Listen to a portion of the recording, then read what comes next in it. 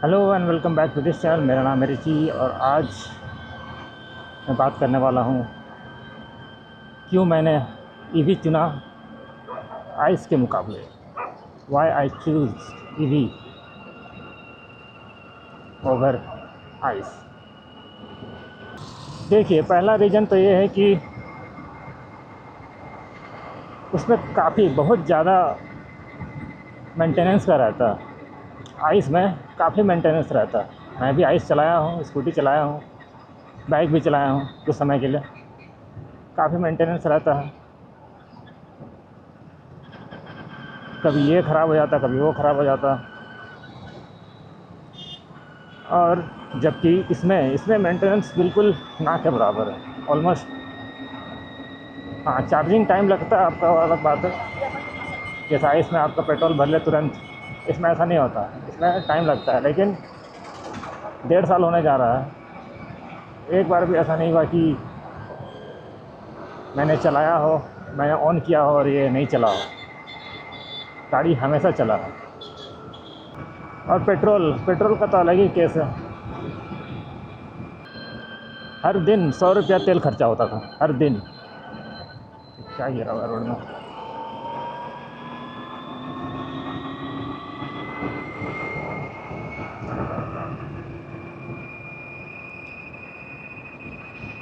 हर दिन मतलब हर दिन 100 रुपया खर्चा होता था। यहाँ से वहाँ जाने में 40 किलोमीटर का मेरा जर्नी होता है डेली। मैं ड्यूटी जाता हूँ 20 किलोमीटर, 17 किलोमीटर है। तो हर दिन 90-100 रुपया चल जाता था।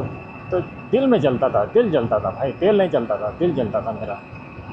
ये बहुत बड़ा रीज़न था। और लास्ट टाइम पे जब मैं आइस चला रहा था, बहुत ठंडा का टाइम था वो समय, क्योंकि मैंने दिसंबर में लिया था ना, तो ठंडा का टाइम था। तो, तो मुझे जाना होता था 6 बजे ड्यूटी।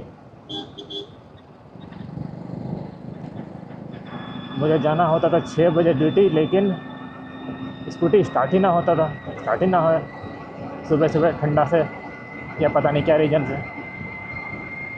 और मैं ऐसे ही लेट होते जाता था।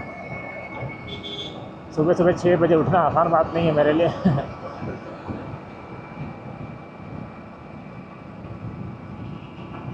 तो उस समय डिसीजन ले लिया था कि मैं लूँगा तो आइस ही लूँगा। हाँ, मैं लूँगा तो ईवी लूँगा। मेरे पास ऑप्शंस था, आइस में भी काफ़ी ऑप्शंस था मेरे पास। मैं RC 390 लेने का सोच रहा था, KTM। पहला वो जो था, दूसरा अभी ये था कि 457 अप्रीला 457 था, वो एक ऑप्शन था। तीसरा ऑप्शन थोड़ा महंगा था, तो मैं कंसिडर नहीं करता उसको। Kawasaki Kawasaki ZX6R। पैसा मैं उसी के लिए जमा कर रहा था असल में। तो मैंने यूट्यूब में रिव्यू देखा उसका कि भाई जितना से तुम खरीदते हो उससे डबल पैसा मेंटेनेंस में चल जाता है, पेट्रोल में चल जाता है। तो मैंने बोला कि रहने दो। हाँ, आइस नहीं लेंगे, ईवी ही लेंगे। ट्राई करते हैं कैसा है। तो उस टाइम पे ना सही, लेकिन फ्यूचर में लेने के बाद मेरे को काफ़ी फ़ायदा हुआ।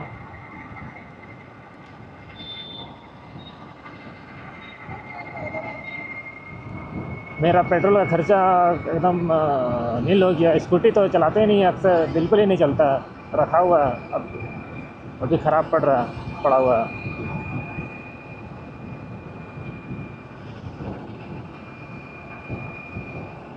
तो एक साल में जैसा कि 20,000 किलोमीटर मैं चलाया हूँ, तो लगभग पिछले साल अगर मैं मान लीजिए मैं KTM लेता, ज़्यादा चांसेस वही रहता KTM का, तो मैं 35 का, मान लीजिए 35 का एवरेज देता होगा उसमें।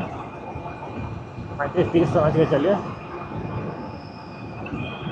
तो कैलकुलेशन दिखाता है कि 60,000 रुपीज़ का तेल जलता मेरा, प्लस सर्विस अलग उसका। तो मैं कहूँगा कि 60,000 रुपीज़ मैंने बचाया है। क्योंकि ऐसा तो नहीं है कि मैं खर्चा करता ही नहीं, खर्चा तो करना ही पड़ता, तेल तो जलता ही, क्योंकि रोज़ ड्यूटी जाता ही मैं।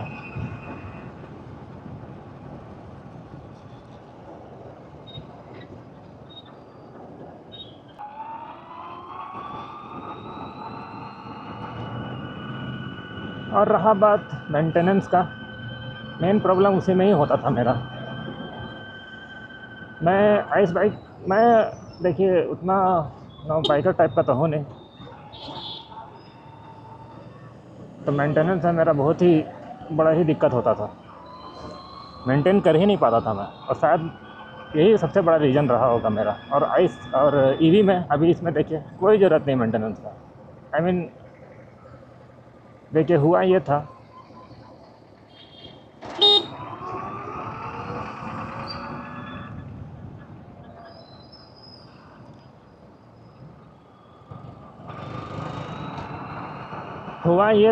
कि एक 1000 किलोमीटर में आपको सर्विस सेंटर जाना पड़ता है। इसमें पहला 1000 किलोमीटर जाना पड़ता है, और दूसरा उसका 5000 के बाद।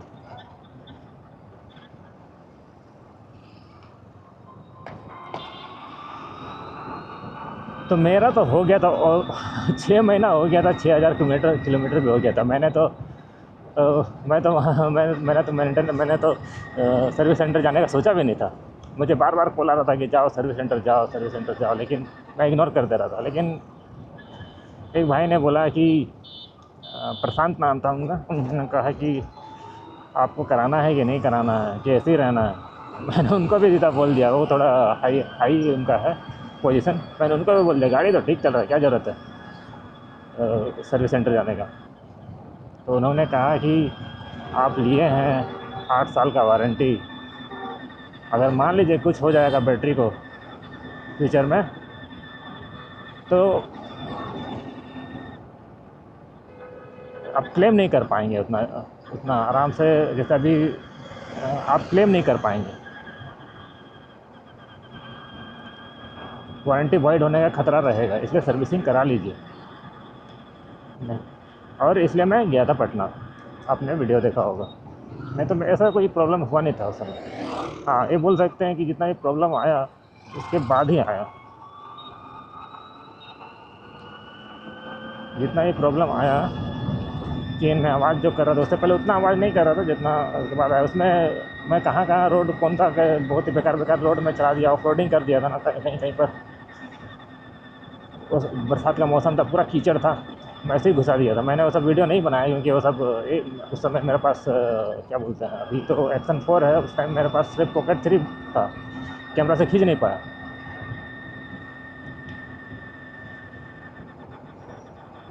तो यही बात है, इसमें मेंटेनेंस बहुत कम होता है, और मैं तो बहुत आलसी आदमी हूँ, तो मेरे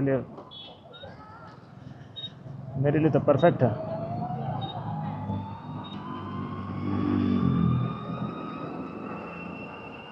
और अब देखिए मैं पूरी तरह से बाइकर नहीं हूँ।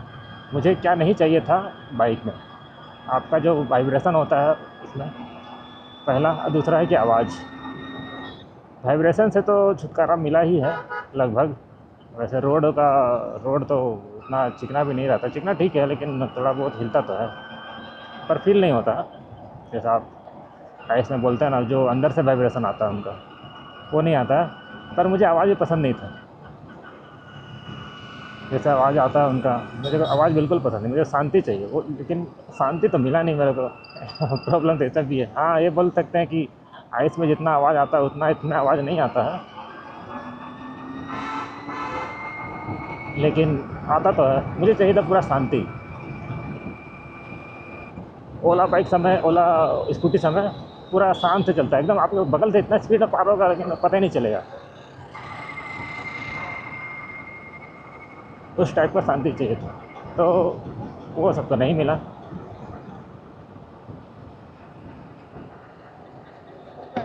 हाँ, इलेक्ट्रिक है। हाँ, अल्ट्रा वायलेट है। यहाँ नहीं आया है, हम लिए थे हैदराबाद से। हाँ हाँ, इसका 5 के आसपास पड़ गया था। हाँ हाँ, 5 लाख। अभी तो कम हो गया है, अभी तो। हाँ, कंपनी है, लेकिन अभी दाम कम हो गया है पहले से। हाँ, पहले प्राइस कम हो गया है। हाँ, हैदराबाद आप कलकत्ता से ले सकते हैं, पटना है, विशाखापट्टनम है, लेकिन भुवनेश्वर में खुलेगा कभी, पता नहीं कब खुलेगा। इसका 300 के आसपास दे देता है। हाँ 250 देगा अगर आप एकदम स्पीड में चलाएंगे, 80 में आसपास में चलाएंगे, हाँ तो 250 दे देगा। ऐसे यहाँ पर चलाएंगे तो 300 के आसपास दे देता। हाँ मेंटेनेंस के लिए आता है आदमी, या तो जाना पड़ता है, दोनों में से एक चीज़ आता है, लेकिन खर्चा देना पड़ेगा आपको। आदमी आएगा तो आपको खर्चा देना पड़ता है। इसका 1.5 साल हो गया, 24। हाँ 1.5 साल 24 में लिया था।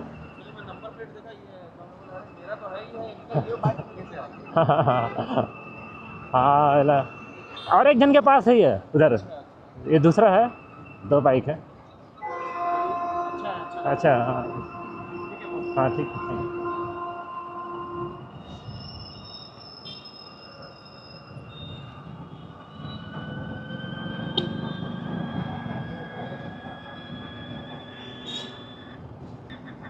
तो भाई ने पूछ रहा था कि कहाँ से लिया है, क्या क्या है, इसका प्राइस व्राइस सब।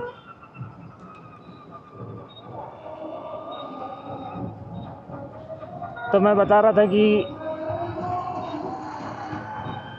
चार्जिंग का बड़ा प्रॉब्लम है इसमें। अगर आप हाईवे जाते हैं, अगर आप एक शहर से दूसरे शहर जाते हैं तो चार्जिंग का बड़ा दिक्कत हो सकता है। क्योंकि 2 चीज़ है, एक तो चार्जिंग मिलेगा नहीं मिलेगा उसका है पहला, क्योंकि आप और आपको पूरा प्लानिंग के साथ ही जाना पड़ता है। ऐसा नहीं कि आप बाइक निकाले हो गया तुरंत, ऐसा नहीं होता। वो है आइस का फ़ायदा। अगर आपको आपको अगर घूमते हैं, हाईवे टूर करते हैं, तो फिर ये तो आपके लिए है ही नहीं। आपको पूरा प्लानिंग करना पड़ेगा। जैसे बहुत सारे जगह है जहाँ पर अभी चार्जिंग स्टेशन है नहीं, जहाँ मैं जाना चाहता हूँ लेकिन है नहीं। जैसे अभी यहाँ से नेत्राहाट, अब मैं तो यहाँ से नेत्राहाट पहुँच जाऊँगा, पहुँचने का दिक्कत नहीं है,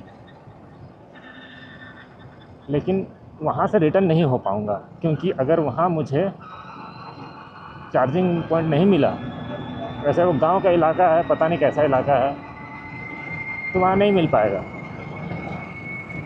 उस इलाके में है ही नहीं ऐसे चार्जिंग पॉइंट। मैंने जितना भी ऐप देखा है उसमें से है ही नहीं।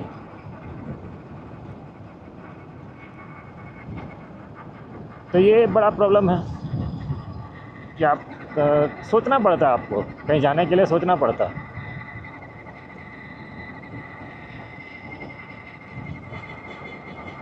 तो ये मैं कहूँगा हाईवे फ्रेंडली नहीं है। सिटी के अंदर बहुत बेस्ट है, सिटी के अंदर बेस्ट है। आई मीन कोई आइस मुकाबला नहीं कर सकता सिटी के अंदर, तो स्कूटी से मुकाबला नहीं कर सकता। लेकिन वही जगह अगर आप हाईवे में जाएंगे, एक शहर से दूसरे शहर जाएंगे, आप प्लानिंग के बिना निकल रहे हैं तो बड़ा दिक्कत हो जाएगा। और अगर आपको 300 किलोमीटर करना है तो फिर आपको वही 40-50 का स्पीड में चलाना पड़ेगा।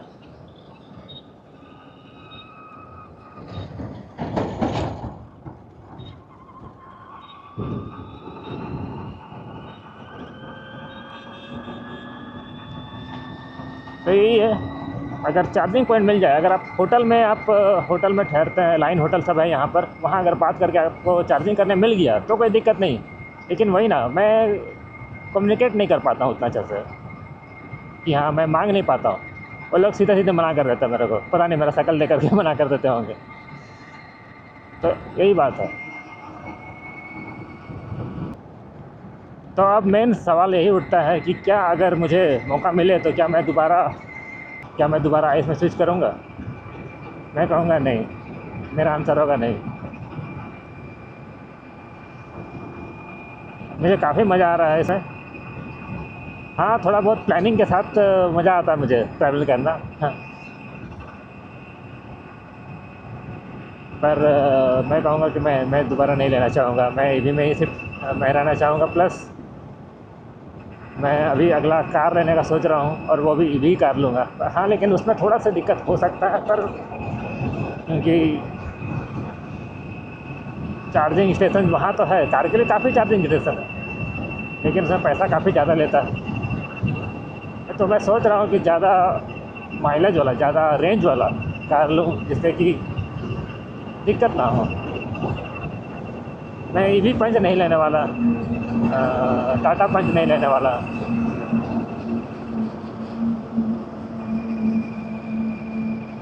भले ही वो 400 का माइलेज दिखाता होगा, लेकिन नहीं, मेरे ख्याल से 200 का ही देता होगा। पर मेरे जैसे के लिए तो ठीक ही है, लेकिन नहीं, मैं थोड़ा से महिंद्रा का देखूँगा। तो सवाल का आंसर यही है कि मैं दोबारा आइस में शिफ्ट नहीं करने वाला। मुझे काफ़ी मज़ा आ रहा है इसको चलाने में, और प्लानिंग के साथ टूर करने में भी अलग ही मज़ा है।